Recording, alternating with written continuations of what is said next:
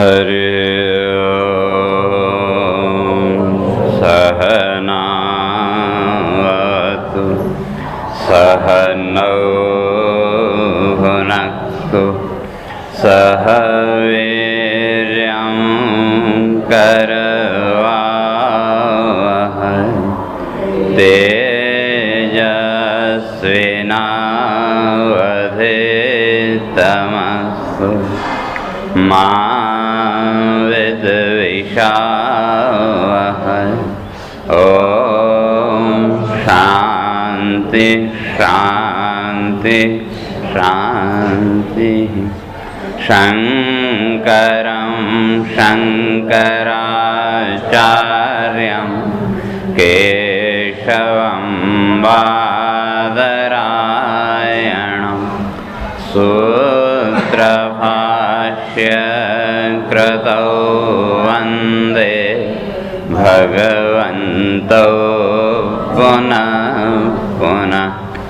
ईश्वरो गुरुरात्मेति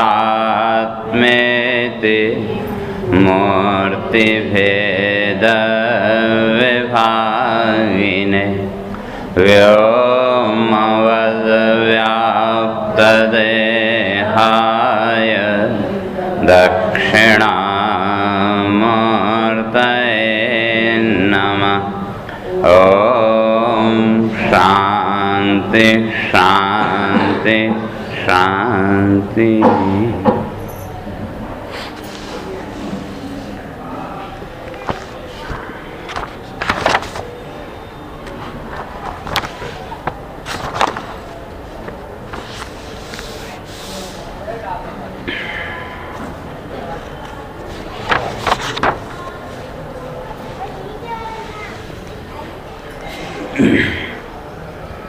ओम निरधिष्ठान विभ्रांतेरभावात् आत्मनो स्थिता शून्यस्यापि ससाक्षित्वाद् अन्यथा नोक्तिरस्यते।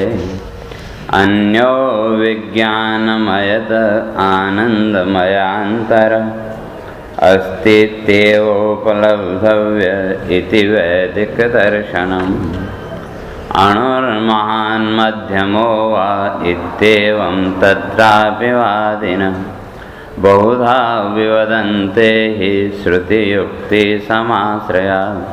अणुवदन्त्यान्तराला सूक्ष्मनाडी प्रचारतः रोम्णः सहस्रभागेन तुल्यासु प्रचरत्ययम्।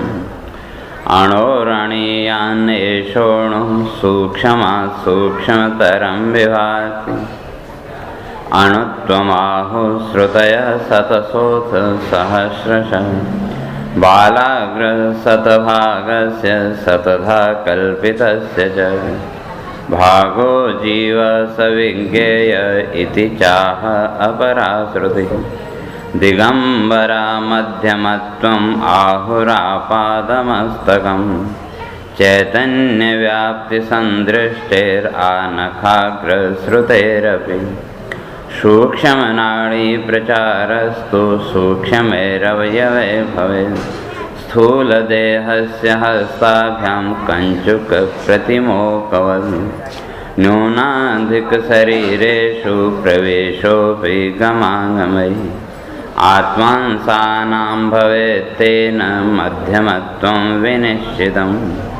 सांसस्य घटवन्नाशो भवत्येव तथा सति कृतनासा कृताभ्यागमयो को वारको भवेत्। तो विचार चल रहा था आत्मा का, तो आत्मा का स्वरूप क्या है या किसे आत्मा कहें, तो उस पर वाद विवाद चल रहा था। तो जो पहला पक्ष है चार्वाकों का, तो पहले पक्ष ने कहा कि देह एवं आत्मा, कि हम तो शरीर को ही आत्मा कहें। क्यों? वो एक प्रमाण मानते हैं। तो उसी में दूसरे पक्ष ने कहा नहीं, शरीर को आत्मा नहीं कह सकते। क्यों? कहा शरीर का तो जन्म मृत्यु आदि देखने में आती और आत्मा में तो कुछ है नहीं। तो कहा हम तो चेतना को आत्मा कहेंगे, इंद्रियों को आत्मा कहेंगे, इंद्रियों में जो चेतना है उसको हम आत्मा कहते हैं। तो तब तीसरा पक्ष है, कहा भाई नहीं, ऐसा भी नहीं कह सकते। अगर इंद्रियों को आत्मा कहो तो मरने के बाद भी ये इंद्रियां सामने दिखती हैं कि नहीं, आँख नाक कान आदि, लेकिन वो चेतना तो नहीं दिख रही, तो इसलिए कहा वो आत्मा नहीं कह सकते। तो कहा तब कहा हम तो प्राण को आत्मा कहेंगे, तो जितना भी जगत का व्यवहार है ये प्राण के बिना हो नहीं सकता।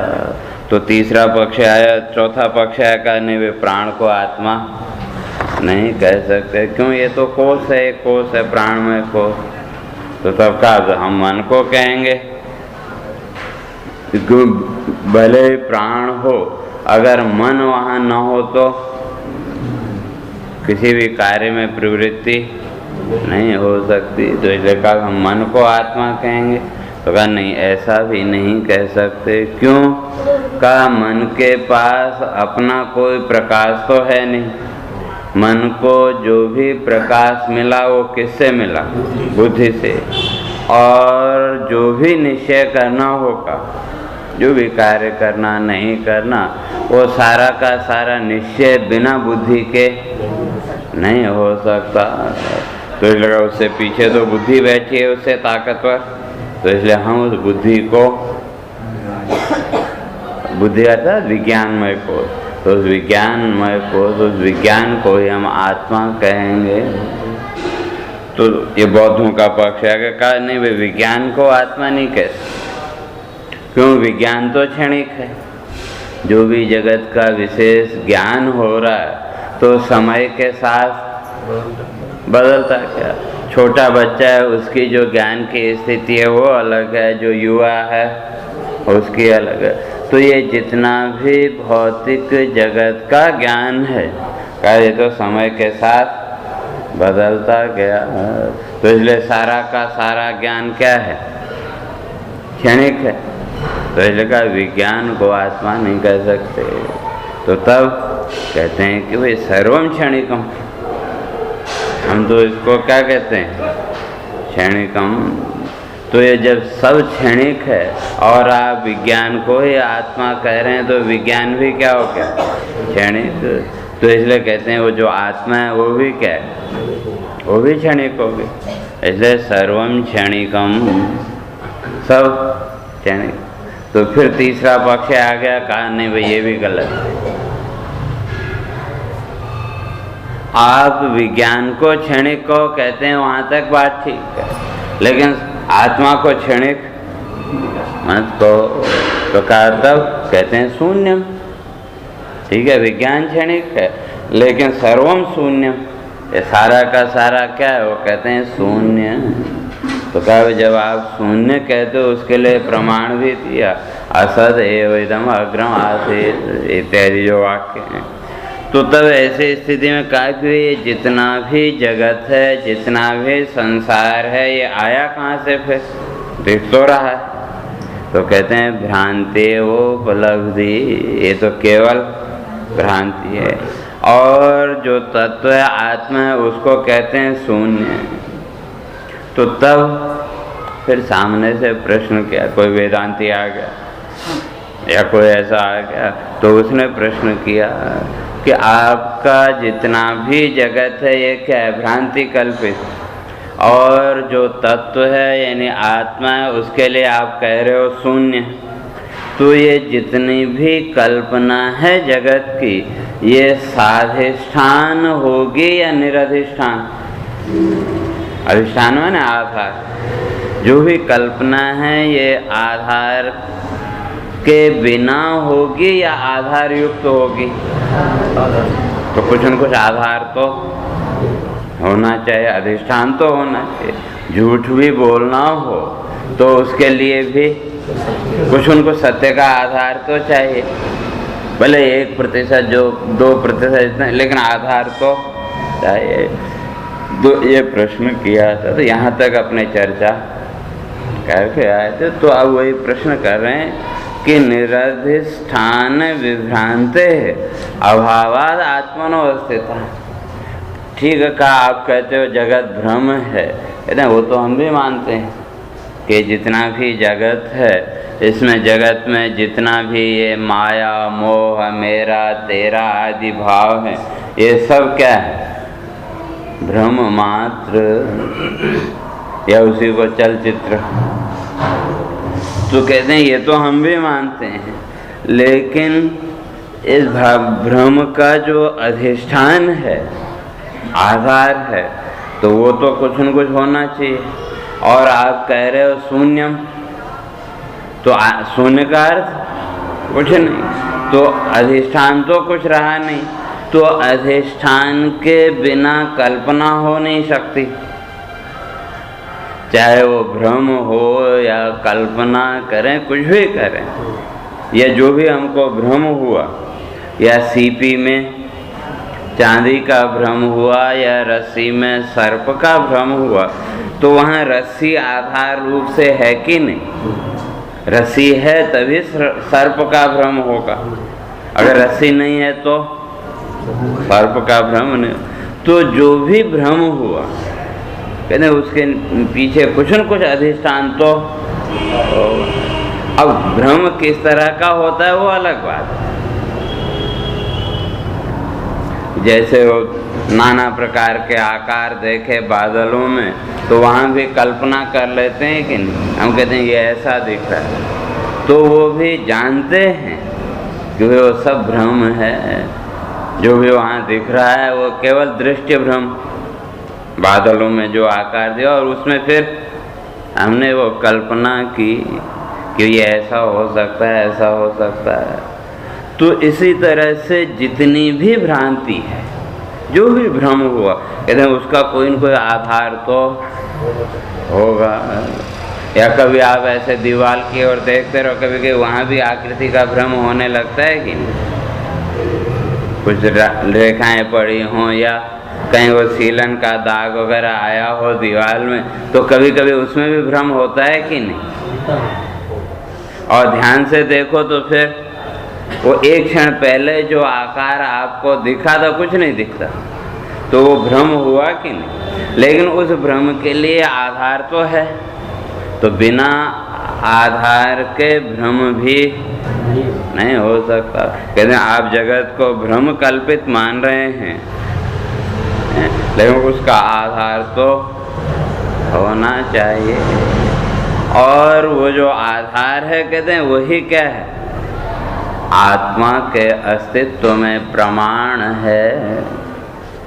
संपूर्ण जगत का जो भी भ्रम हुआ, इस भ्रम का जो आधार है, और वो भ्रम भी बिना स्व के बोध के हो नहीं। जितना भी, चाहे वो ज्ञान हो, भ्रम हो, जो कुछ भी है, बिना स्व के ज्ञान के हो नहीं सकता। तो कहते हैं आधार तो एक है, वही क्या है? कहते हैं आत्मनो अस्तिता, आत्मा के अस्तित्व में प्रमाण। तो इसलिए आप ये नहीं कह सकते कि सर्वम शून्यम। कहा अगर आप कहते हैं सर्वम शून्यम, तो कहते हैं जरा हमारी एक बात का उत्तर दो। कहते हैं शून्यस्यापि ससाक्षित्वात् अन्यथा नोक्तिरश्यते। कहते हैं जिसको आप कह रहे हैं कि सर्वम शून्यम, सब शून्य है, तो ये शून्य जो आपने कहा, इसका प्रत्यक्ष करके कहा कि बिना प्रत्यक्ष के? और कहते हैं ना बौद्ध की सर्वम शून्यम, तो ये जिसे आप शून्य कह रहे हैं, इस शून्य का आपने प्रत्यक्ष अनुभव किया कि नहीं? तो शून्य को आपने देखा होगा तभी तो आप कह रहे होंगे। और अगर बिना उसके ही आप कह रहे हैं, बिना बोध के, तो कहते हैं उसका कोई अर्थ नहीं। और अगर आपने उसको देखा है शून्य को, जो सर्वम शून्यम आत्मा को कह रहे हैं, तो आत्मा की शून्यता को यदि आपने देखा है, तो जिसने देखा वो शून्य है कि वो अस्तित्व वाला है? दोनों बातें। अगर आपने उस शून्य को देखा है तो स्व के अस्तित्व का बोध हो गया, लेकिन जिसको बोध हो रहा है वो तो शून्य नहीं है। तो इसलिए जिसने उस शून्यता का बोध प्राप्त किया वो उससे भिन्न, तो इसलिए उस शून्य को जिसको देखा उसको आत्मा नहीं कह सकते। और अगर ऐसे ही कह रहे हैं कि सर्वम शून्य, बिना अनुभव के, बिना उसके, तो कहते हैं उसका कोई अर्थ है नहीं। तो इसलिए कहते हैं कि भाई ये जो आप कह रहे हो सर्वम शून्यम, ये ससाक्षित्वाद अन्यथा, उसके आप साक्षी बनने के बाद सर्वम शून्यम कह रहे हो कि साक्षी बने बिना? और साक्षी बने बिना कह नहीं सकते कि किसी वस्तु हम कहते हैं ये ऐसी है, तो उसमें वहाँ भी और दृष्टा और दृश्य का भाव है कि नहीं? तो उसी तरह से कहते हैं शून्य का जो साक्षी है, साक्षी तो है, क्यों बिना उस साक्षी के न उक्ति ही आप ये कह नहीं सकते। तो अर्थात जो साक्षी है वो आत्मा, तो इसलिए शून्य को आत्मा नहीं कह सकते। और ये तो फिर अगर कहते हैं तो कहते हैं वो तो फिर क्या है, केवल बोलने वाली बात है। कई बार ऐसे शब्द होते हैं जिनको हम केवल बोलने के लिए बोलते हैं, हमको भी पता है उसका कोई मतलब नहीं है, सामने वाले को भी पता है, लेकिन फिर भी बोलते हैं। तो उसी तरह कहना, अगर बिना उस साक्षी भाव के अगर कह रहे हो तो कहने का कोई अर्थ नहीं। अगर साक्षी भाव से युक्त होके कर रहे हो तो जो साक्षी है उसको हम शून्य नहीं कह सकते। तो इसलिए फिर कहते हैं फिर आप बताओ ये आत्मा क्या है? कस्तर ही आत्मा, फिर आत्मा का स्वरूप क्या? तो वो कहते हैं कि भाई ये तो सबने अपने अपने आधार पर निश्चय किया, उसमें अभी और विवाद चलेगा। तो वही कहते हैं अन्यो विज्ञानमयता आंतर आनंदमय का आपने क्या कहा था? असदेव इदम अग्रम आसीत। शून्यवादी ने वही प्रमाण दिया था कि वे श्रुति कहती है असदेव, कि सृष्टि से पहले असत ही था, अर्थात शून्य था, कुछ नहीं था। तो उस आधार पर वो कहते हैं कि आत्मा भी क्या है? शून्य है। कहते हैं कि भाई ये तो केवल बताने के लिए, लेकिन जो वैदिक दर्शन है वो क्या कहता है? अस्ति कि सदैव इदम अग्रम आसीद, कि ये जो सृष्टि हुई इस सृष्टि से पहले और सत था। तो इसलिए अस्ति जो शब्द है, कहते हैं वो अस्ति पद ही उस आत्मा के अस्तित्व में प्रमाण है कि अस्ति के है। और ये जितना भी विज्ञानमय कोश, मनोमय कोश या कुछ जो विज्ञान को आत्मा मानने वाले, प्राण को आत्मा मानने वाले, मन को आत्मा मानने वाले, इन सब ने अपने अपने पक्ष में श्रुति का प्रमाण दिया था। तो कहते हैं कि भाई वो श्रुति के जो प्रमाण है उसमें क्या किया? जितना आपने मतलब भर का था आधा टुकड़ा ले लिया और बाकी को छोड़ दिया। तो वो कहते हैं जब तक श्रुति के पूरे मंत्र का विचार नहीं करेंगे तब तक मंत्र का अर्थ स्पष्ट नहीं होगा। और इन्होंने क्या किया? वाक्याभास, पहले कह के थोड़ा सा शब्द का जो आभास मात्र उतना ग्रहण किया और उसी को अपने पक्ष में प्रमाण मानने लगे। तो इसलिए जो पीछे प्रमाण दिया था कि तस्मात् वा एतस्मात् विज्ञानमयात् अन्यो अन्यतरः आत्मा आनंदमय। तो एक एक सीढ़ी करके वो चल के आए थे। पहले का अन्नमय, फिर का अन्यो अन्यतरः आत्मा प्राणमय, और फिर का अन्यो अन्य तरह आत्मा मनोमय, अन्यो अन्य तरह आत्मा विज्ञानमय, और अंत में कहते हैं अन्यो अन्य तरह आत्मा आनंदमय। तो ये जो श्रुतियाँ हैं, ये जो श्रुति वाक्य हैं, ये एक एक सीढ़ी को बता रहे हैं। क्योंकि एकदम आखिरी सीढ़ी की बात करें तो नहीं समझ में आएगी। कोई प्राइमरी का बच्चा हो और उसको ग्रेजुएशन की बातें समझाएं तो एक एक सीढ़ी पढ़ना पड़ेगा।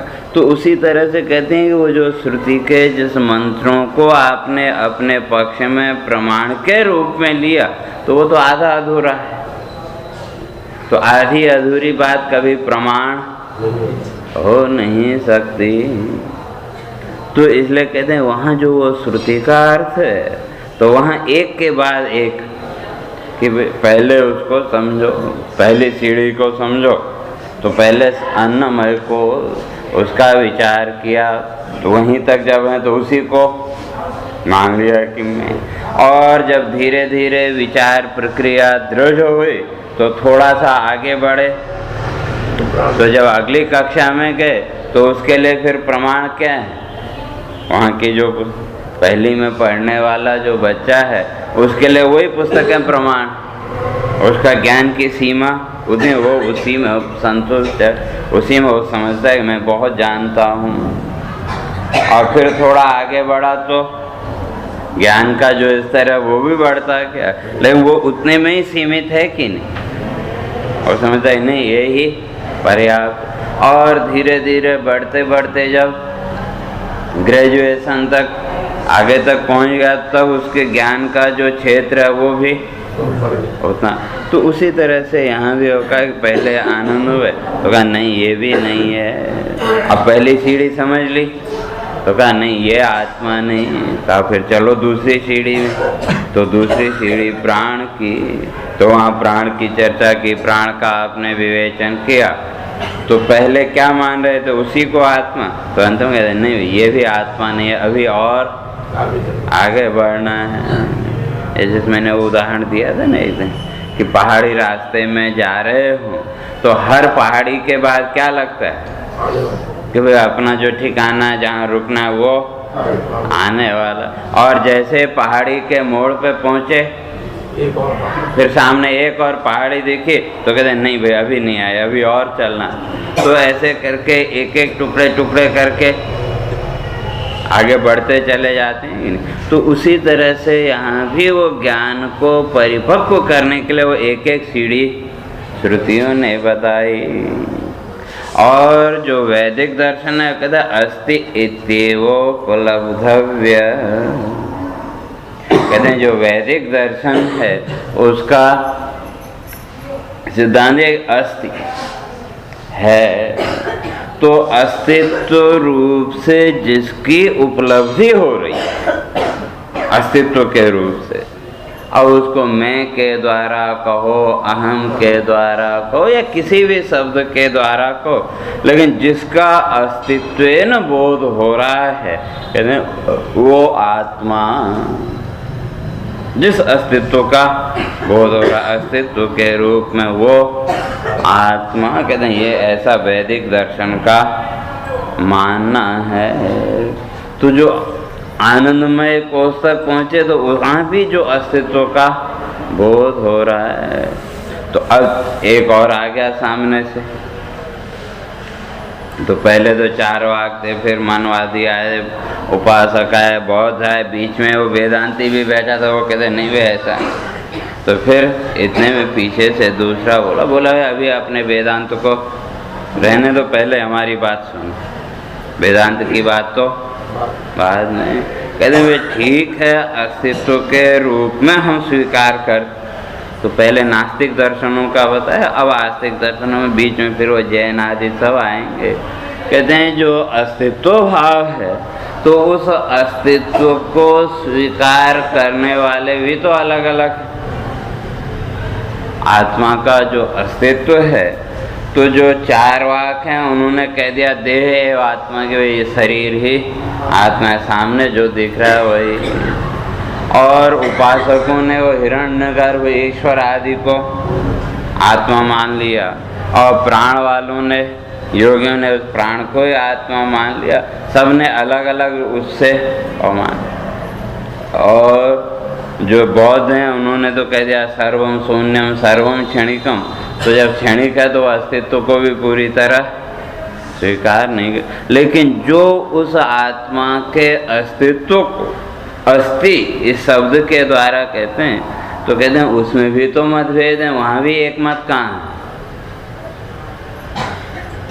तो इसलिए कहते हैं जो पहला पक्ष है कहा ठीक है अस्तित्व रूप से स्वीकार करते हैं, लेकिन अणुर महान मध्यमो वा इत्येवं तत्रापि वादिनः बहुधा विवदन्ते ही श्रुति युक्ति समाश्रयात्। कहते हैं आपने तर्क के लिए पहले दो चीजें रखी थी, एक श्रुति और दूसरा अनुभव। लेकिन ये जितने भी वादी हैं ये कैसे हैं? कहते हैं श्रुति युक्ति समाश्रय, अनुभव को नहीं दिया। कहते हैं उनके पास श्रुतियां हैं और श्रुतियों के अनुकूल युक्तियां, लेकिन अनुभव नहीं, इसलिए सबका खंडन अंत में। तो कहते हैं उन श्रुतियों के आधार पर वो जो आत्मा है उस आत्मा को भी तो सब अलग अलग मानते हैं। कुछ लोग अणु मानते हैं, कुछ लोग मध्यम परिमाण मानते हैं, कुछ लोग व्यापक मानते हैं। और श्रुति भी कहती है अणु अणियान महतो महीयान, कि ये तो अणु से भी अणु है और व्यापक से भी व्यापक है।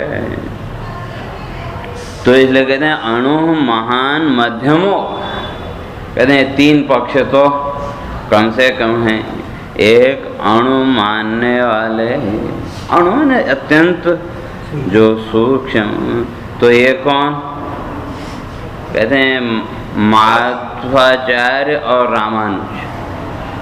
रामानुजाचार्य और उनके मतावलंबी जो हैं माध्व दर्शन और रामानुज दर्शन, ये दोनों वैष्णव दर्शन। तो ये लोग क्या कहते हैं का अणु, ये जो आत्मा है ये कैसा है? कहते हैं अणु का, भाई अणु कैसे माने? और उस तरह से हो जाए तो कहते हैं अणु इसलिए कहते हैं अणु वदन्त्यांतराला सूक्ष्म नाड़ी प्रचारतः रोमण सहस्रभागेन तुल्यासु प्रचरत्ययम्। कहते हैं कि आपके शरीर में नाड़ियां हैं कि नहीं? कितनी नाड़ियां? 72 करोड़। और उसमें अत्यंत सूक्ष्म नाड़ियां भी हैं और बड़ी भी। आपका ये जो रोआ है, रोम, तो ये कितना सूक्ष्म है, कितना बारीक है। तो इसके अंदर भी वो है कि नहीं नाड़ी? तो नाड़ी कितनी सूक्ष्म होगी? कल्पना करो कि एक रोम इतना सूक्ष्म और उस रोम के अंदर भी वो चेतना आदि है कि नहीं? तो इसलिए उसके अंदर है, तो उसके जो गति है आवागमन कहते हैं उसके लिए भी तो वहाँ स्थान होगा कि नहीं? तो कितना बड़ा स्थान होगा, कितनी बड़ी वो नाड़ी होगी। और कहीं भी आप स्पर्श करो, रोम का अगला कोना, अगला जो सिरा है वो भी अगर हाथ से स्पर्श करें तो तुरंत पता लगता है कि नहीं? तो वहाँ भी कहते हैं कि वो चेतना है कि नहीं। तो इसलिए जो अणु मानने वाले वो कहते हैं ये जो रोम है तो इसके भी सहस्र भाग हैं, उसका 1000वां हिस्सा जो रोम का है तो उसका 1000 हिस्से करके, तो कर नहीं सकते, कल्पना ही करनी पड़ेगी। तो वो जो 1000वां हिस्सा है रोम का, तो वहाँ भी वो चेतना है कि नहीं? तो और वहाँ वो जो नाड़ी है कितनी सूक्ष्म होगी? तो वह कहते हैं सूक्ष्म नाड़ी प्रचारत, कहते हैं वो जो नाड़ी है उस नाड़ी में भी वो चेतना का प्रवाह निरंतर चल रहा है। तो इसलिए वो आत्मा कैसा है? तो कहा अणु हूँ, कितना सूक्ष्म होगा। और वो कल्पना करो, और कितनी कल्पना, तो वो कहते हैं एक रोए के 1000 हिस्से करके एक हिस्से का। तो जो अणु अणियान का कि वो सूक्ष्म से भी सूक्ष्म, तो कितना सूक्ष्म, कल्पना से भी बाहर। या यूं कहें आजकल वो वायरस देखते नहीं, लेकिन उसके अंदर भी जीवन है कि नहीं? तो अब वहाँ वो जो आत्म तत्व कितने सूक्ष्म अवस्था में होगा। और कल्पना करो तो इसलिए वो कहते हैं तो रोमण सहस्रभागेन तुल्यासु प्रचरत्य, कहते हैं वो रोए का जो 1000वां हिस्सा है तो वहाँ भी उसका प्रसार हो रहा है कि नहीं, और निरंतर वो चेतना प्रवाहित है। तो इसलिए कहते हैं अणु, इसलिए हम तो उस आत्मा को क्या मानते हैं, अणु। भले आप व्यापक मानो, कुछ भी मानो, कहते हैं इस शरीर में ही वो जो सूक्ष्म से सूक्ष्म अवयव है वहाँ भी वो सत्ता व्याप्त है, इसलिए वो अणु।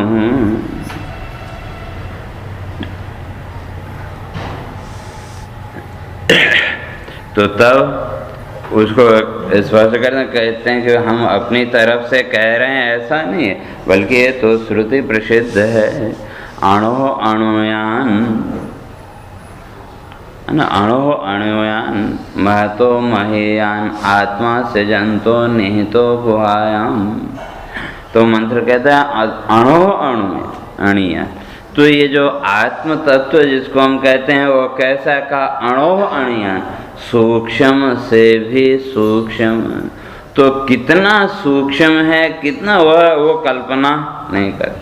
और अगर व्यापकता में देखो, महतो महीयान, व्यापक से भी व्यापक। लेकिन यहाँ जो श्रुति है पूरी का ग्रहण नहीं कर रहे, केवल आधी श्रुति। जैसे पहले उन्होंने केवल कितना ग्रहण किया, अणो अणियान आत्मास्य, तो वो क्या, सूक्ष्म से भी सूक्ष्म।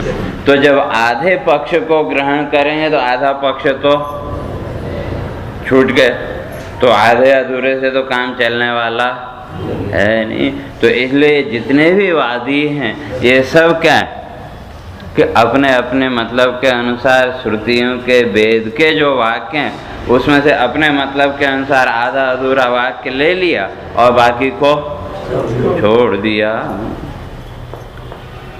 तो इसलिए यहाँ कह रहे हैं कि ये जो दोनों पक्ष रामानुज और माध्व दर्शन, तो ये अणु परिमाण मानते हैं।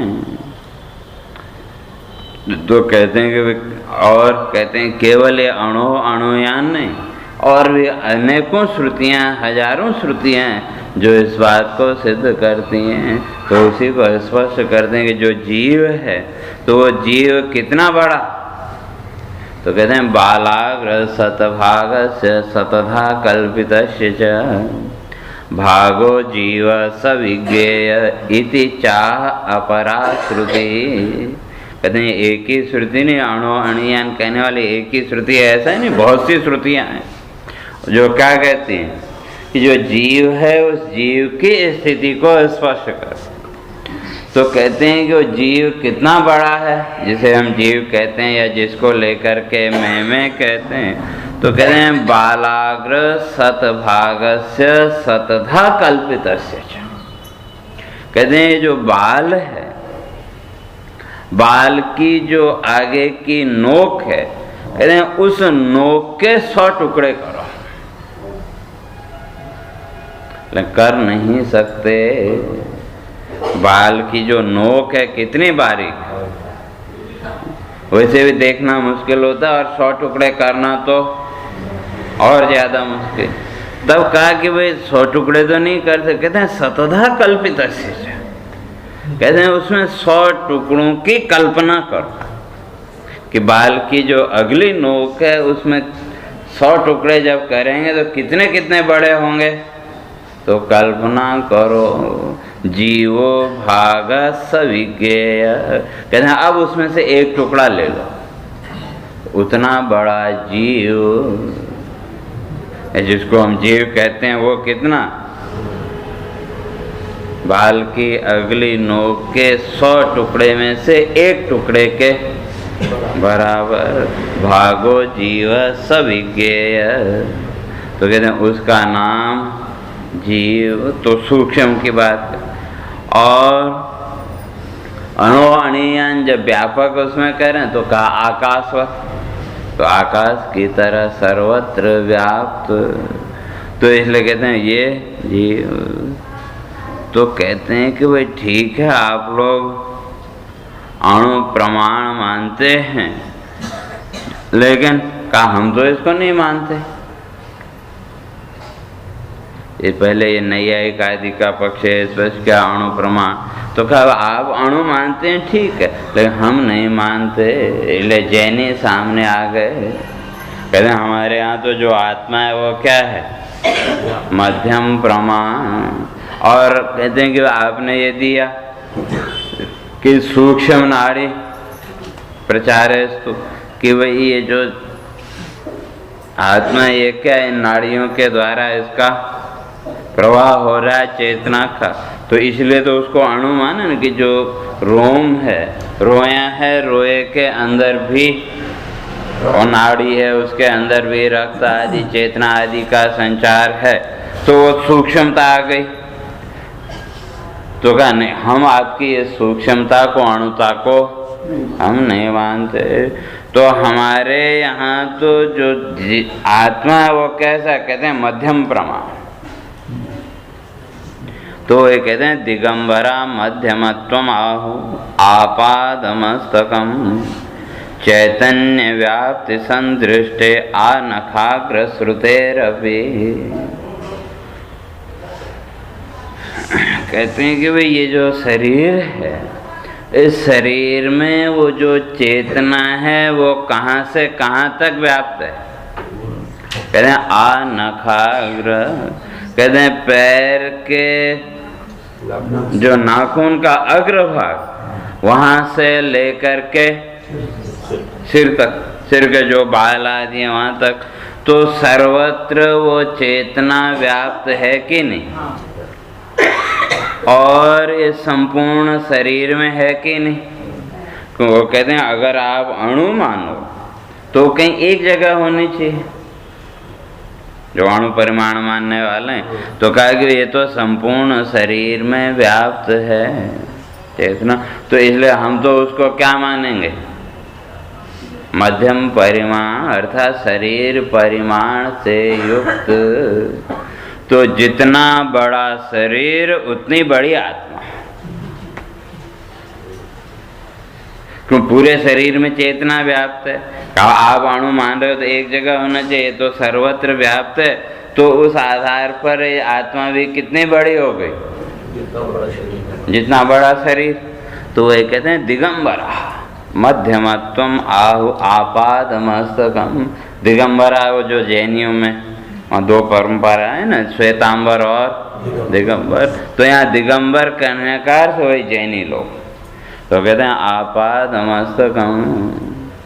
और वो लोग क्या मानते हैं कि भाई जैसे एक हाथी है, तो हाथी की आत्मा कितनी बड़ी होगी, तो हाथी का, अब हाथी मर गया, अब उसको जन्म मिला उसका चींटी का, क्या होता, कीड़ी का, और कीड़ी तो छोटी सी और हाथी इतना बड़ा। तो कहते हैं तब क्या होगा, तो कहते हैं वो आत्मा में कम घटबड़ हो जाएगी।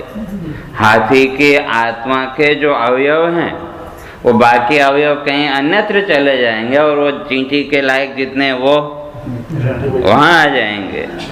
जैसे वो है ना आजकल, वो क्या कहते हैं, ये इलेक्ट्रॉनिक सिस्टम होता है ना, वो एक एडोप्टर होता है और उसके आगे फिर आउटपुट, वो जितना जिधर है वो उतना वहाँ से हो गया है कि नहीं। तो वहाँ क्या हुआ, वो एडोप्टर ने उसको अलग अलग बांट दिया। तो उसी तरह वो कहते हैं कि अगर हाथी मर के चींटी बना तो उसकी जो आत्मा है उसमें भी विभाग हो जाए। और कहीं चींटी मरी और अगला जन्म मिला हाथी का, तो चींटी की आत्मा तो इतनी सी और हाथी की आत्मा तो बहुत बड़ी। तो अब ये कहाँ से आएगा, तो कहा बाकी अवयव उसमें जुड़ जाएंगे, आत्मा के बाकी दूसरे अवयव उसमें जुड़ गए तो आत्मा बड़ा हो गया, और अवयव घट गए तो छोटा हो गया। तो ऐसा वो जो जैनी लोग हैं वो मानते हैं।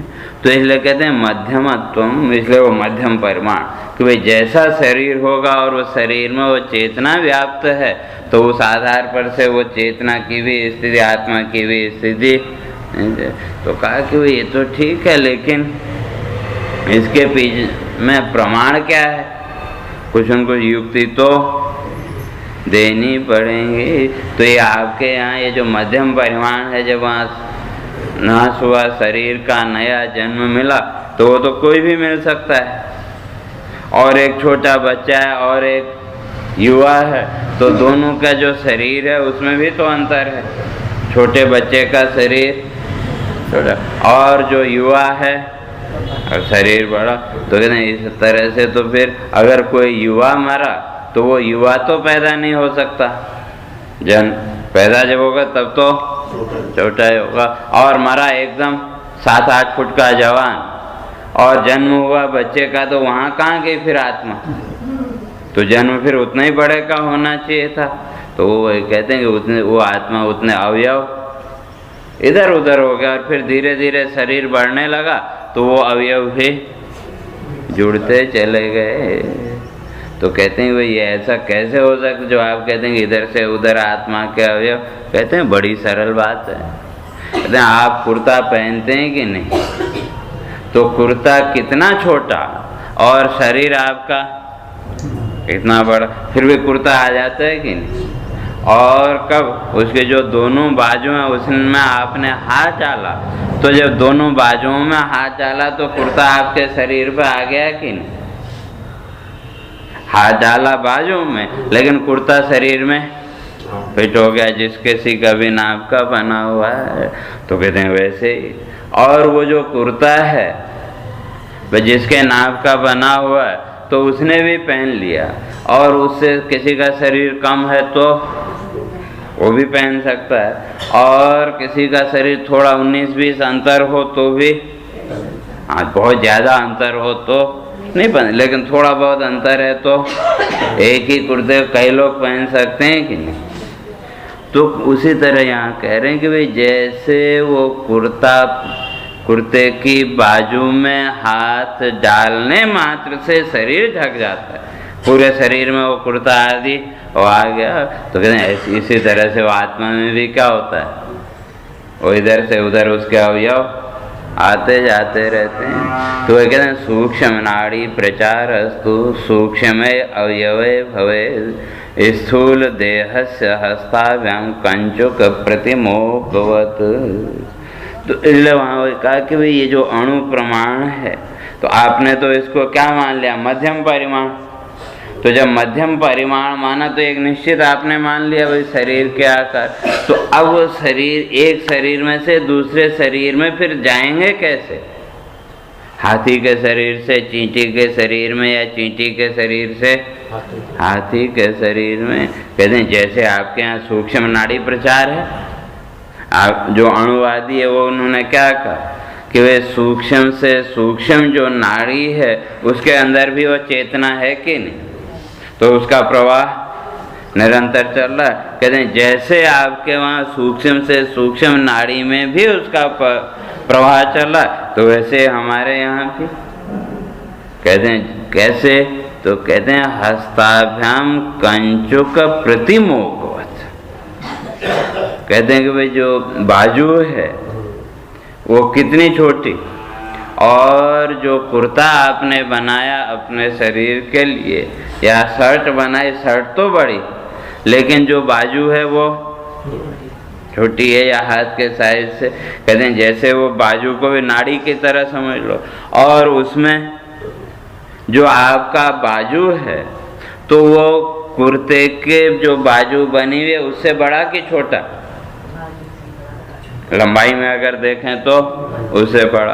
तो कहते हैं जैसे वहाँ वो बाजू में आपने हाथ डाला तो कुर्ता आपके शरीर पर आ गया कि नहीं, और जब निकालना हो तो उसको बाजू को निकालो, कुर्ता निकल जाएगा। तो कहते हैं उसी तरह से हमारे यहाँ भी आत्मा का इधर से उधर आना जाना होता है कि वो बड़ा है तो अगर छोटे उसमें जन्म हुआ तो उतने अवयव उसके वहाँ से हट गए, और चींटी का जन्म हाथी के शरीर में हुआ तो उतने अवयव वहाँ जुड़ गए। तो उसी को कहें। तो न्यूनाधिक शरीरे सुप्रवेशोपि गमागमयि आत्मांसानां भवेत् तेन मध्यमत्वं विनिश्चितम्। तो कहते हैं एक साथ कई शरीरों में भी प्रवेश हो सकता है। न्यूनाधिक शरीरे सु, क्योंकि जो हाथी है उसका तो आत्मा इतना बड़ा हो गया और वो मरा, और एक चींटी का जन्म और बाकी जो चींटियां उनको भी तो चाहिए। तो कहते हैं उसके जो अवयव हैं आत्मा के क्या हो जाएंगे, और टुकड़े टुकड़े में हो जाएंगे। तो अनेक भी हो सकता है और अनेकों का एक भी हो सकता है। जैसे घड़ा आपने बनाया तो उसमें ज़्यादा अवयव चाहिए, मिट्टी ज़्यादा चाहिए, और अगर कुल्हड़ बनाओ तो मिट्टी तो वही है, उसमें से आपने कुल्हड़ बनाया तो वहाँ कम लगी, और घड़ा बनाया तो ज़्यादा। और घड़ा अभी कच्चा ही है और उसको तोड़ करके फिर कोई नया आइटम आपने बनाया तो वहाँ उसके हिसाब से बन गए कि नहीं। तो उसी तरह से जैनी लोग कहते हैं कि वे आत्मा में भी ये अवयव हैं, ये विभाग होता रहता है। तो इसलिए कहते हैं आत्मांसानां मध्यम। तो इसलिए हम आत्मा को क्या मानते हैं, अंशांशी भाव से युक्त और मध्यम परिमाण। तो कहते हैं कि भाई बात तो तुम ठीक कह दो, लेकिन अगर आप इसको सावयव मानोगे तो दोष आएगा।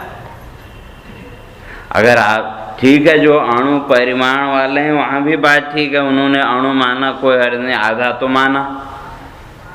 और वेदांत दर्शन तो क्या अणु भी मानता है और व्यापक भी मानता है, लेकिन उन्होंने आधा माना। कई बार होता है ना, पूरी बात कोई नहीं माने, आधी माने, तो भी हम क्या कहते हैं कि चलो इतनी तो मानी, बाकी भी मान लेगा। कहते हैं जो अणु परिमाणवादी हैं कम से कम उन्होंने आधी बात तो मानी, लेकिन कहा आपने तो सारा ही गड़बड़ कर दिया, कि जो स्थापना हो रही थी उसको भी आपने सब बेकार कर दिया। कहते हैं और आप जब इसको सावयव मानेंगे, और हमारे यहाँ जो आत्मा है तो उसके दो मुख्य विशेषण अणो अणियान महतो महियान।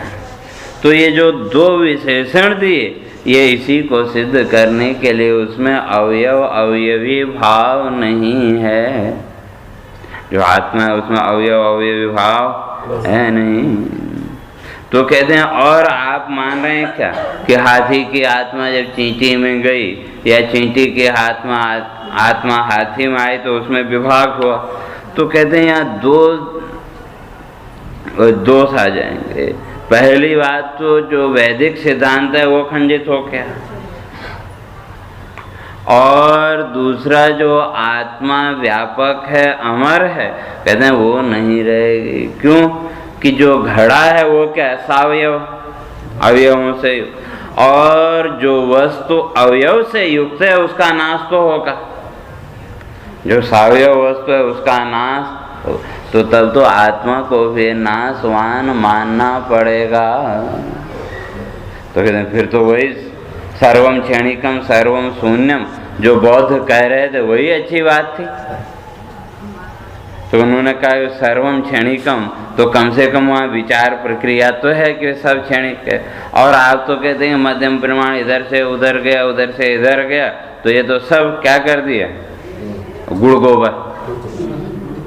गोबर और गुड़ दोनों को अगर इकट्ठा मिला दो तो क्या होगा, तो किसी काम का नहीं। तो कहते हैं आपने तो सब ऐसा कर दिया। और अगर ऐसा मानेंगे तो कहते हैं सबसे बड़ी समस्या क्या होगी, कृतनाश अकृताभ्यागम। कहते हैं ये जितनी भी पाप पुण्य की व्यवस्था यही गड़बड़ा जाएगी। तो अब चींटी का आत्मा हाथी में चला गया तो अगर चींटी पुण्य आत्मा है तो फल किसको मिलेगा, तो किया किसी ने और फल किसी को मिलेगा। तो जिसने जो किया ही नहीं है उसको उसका फल मिलने लगेगा। और क्योंकि जब बंटवारा हो गया तो अब यहाँ आपने पुण्य कर्म किया और अगले जन्म में क्या हुआ कि संयोग से कहो या कुछ को किसी चींटी आदि का जीवन मिला, तो अब ये अवयव कहाँ जाएंगे? चींटी का तो उतना ही है और बाकी अवयव तो दूसरे शरीरों में जाएंगे। तो अब पुण्य किया आपने और जिसके शरीर में वो अवयव जड़े पहुंचे तो उसने तो पुण्य किया नहीं, लेकिन उसको पुण्य का फल मिलेगा कि नहीं? तो किया किसी ने और फल किसी को मिलेगा। तो है कहते हैं कृतनाश। तो फिर ऐसी स्थिति में ये सारी समाज की जो व्यवस्था है वो व्यवस्था ही, तो जब यही है कि भाई जो हमने किया उसका फल हमको मिलना ही नहीं है और जो दूसरे ने किया उसका फल उसको मिलना ही नहीं है, तो फिर कोई अच्छा काम करेगा क्या? सब गड़बड़ करेंगे। तो इसलिए कहते हैं ये सारी अव्यवस्था हो जाएगी। और इस अव्यवस्था को कौन संभालेगा? ये जो अव्यवस्था होगी समाज में, ये अव्यवस्था एक बार यदि आई तो फिर तो कोई किसी को मानेगा ही नहीं। क्यों? कि जब अवयव ही हैं, अवयवों का बंटवारा ही होना है, तो ये पाप पुण्य आदि फिर किसके लिए? ऐसा होगा ही नहीं। तो इसलिए कहते हैं ऐसा आप नहीं कह सकते कि उसको सावयव नहीं मान सकते। और ये जो दोनों हैं कृतनाश और अकृतागम, तो कहते हैं ये तो आत्मा की जो नित्यता है उसी को बाधित कर देंगे और फिर कोई उसको मानेगा ही नहीं। तो इसलिए कहते हैं जो आत्मा है वो न अणु परिमाण है न मध्यम परिमाण है, बल्कि क्या है? व्यापक। तो कहते हैं सब बातों से स्पष्ट होता है कि वो जो आत्मा है वो व्यापक है। तस्मात् आत्मा महान एव नैवाणुर्नापि मध्यम आकाशवत् सर्वगतो निरंसः श्रुति सम्मत। कि वो जो आत्मा है तो उसमें न तो अंशांशी भाव बन सकता है और न उसमें अणुभाव हो सकता और न मध्यम परिमाण। मध्यम परिमाण है शरीर परिमाण, तो शरीर परिमाण में भी उसको नहीं बांध सकते, वो अणु परिमाण उसमें भी नहीं बांध, और अंशांशी भाव भी नहीं हो सकता। क्यों? अंशांशी भाव आया तो वह तो क्षणिक होगी, वो भी नहीं।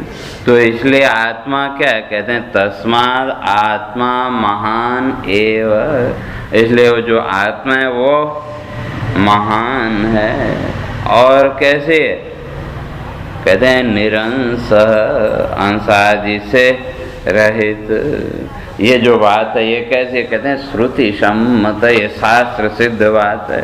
केवल मनगढ़ंत बात हम नहीं कर रहे, तो हम शास्त्र सम्मत बात कह रहे हैं। तो कहते हैं ये तो बात ठीक है, लेकिन शास्त्र सम्मत है, लेकिन उसमें भी तो भेद है। कहते हैं केवल ये अणु प्रमाण इसका ही नहीं, शास्त्र युक्त जो तर्क हैं उस आधार पर भी तो जो नैयायिक मीमांसक आदि हैं वो भी तो अलग अलग मानते हैं। तो कहते हैं वो सबका अपने अपने हिसाब से, लेकिन अंत में तो हमको वही वेदांत के उसमें जाना है। तो इसलिए वो आगे फिर चित अचित, तो वो जो व्यापक तत्व है, अंश रहित जो व्यापक तत्व महान है, वो जो महत्ता है, तो कहते हैं उस महत्ता में भी तो जो भेद हैं, कोई चेतन मानता है, कोई अचेतन, कोई चेतन अचेतन अलग अलग मानते हैं, और कोई धर्म से युक्त मानते हैं। तो इसलिए ये सब जितने भी ये धर्म, इन सब से रहित वो कैसा है? मंत्र कहेगा निष्कलम निष्क्रियम शाश्वतम। वो तो निष्कलम, किसी प्रकार से कला आदि से रहित, निष्क्रियम, उसमें किसी प्रकार की कोई क्रिया भी नहीं है, और शाश्वतम, हमेशा एक रूप। कहते हमारे मत में, वेदांत के मत में तो अब आगे जो मीमांसक आदि हैं, प्रभाकर आदि हैं, उनकी अब चर्चा चलेगी, वो आत्मा के बारे में क्या सोचते हैं, तो उसकी चर्चा अपने फिर कल करेंगे। आज तो सीधे होके बैठिए।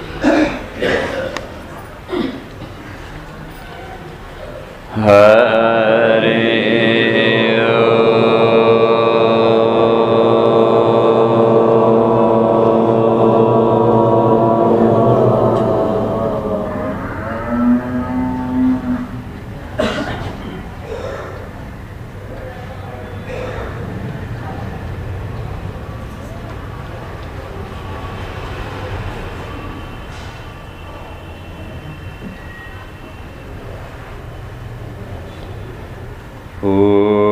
पूर्णमदः पूर्णमिदं पूर्णात् पूर्णमुदच्यते पूर्णस्य पूर्णमादाय पूर्णमेवावशिष्यते।